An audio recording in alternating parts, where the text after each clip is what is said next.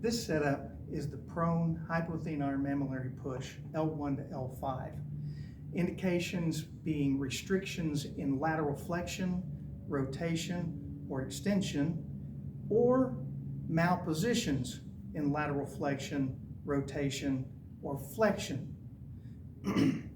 Patient is in a prone position on the table. Table is set up with the headpiece deflected inferiorly slightly. The thoracic piece lowered a little bit to help us create some pretension and extension in the lumbar spine.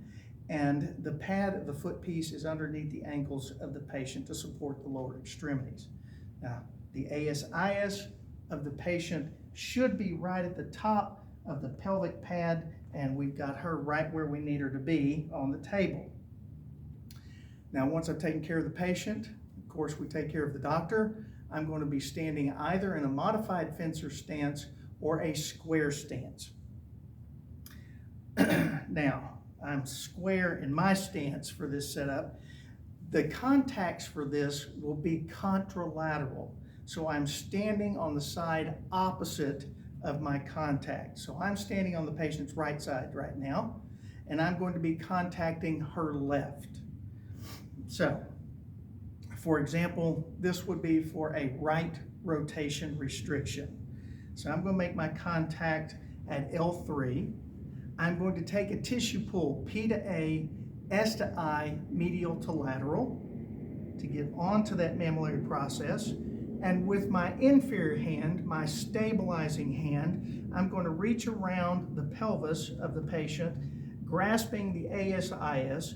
I'm going to lift that off the table no more than an inch or maybe 2, and a little bit of inferior distraction. My thrust is going to go through my superior hand once I've got pretension, and I am going to thrust based on, my line of drive is going to be based on the segment that I'm contacting. I'm on L3, so I'm just going P to A here. If I were at L1 or L2, my thrust would be P to A, I to S.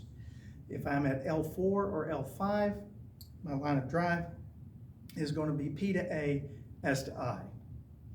And that's your prone hypothenar mammillary push.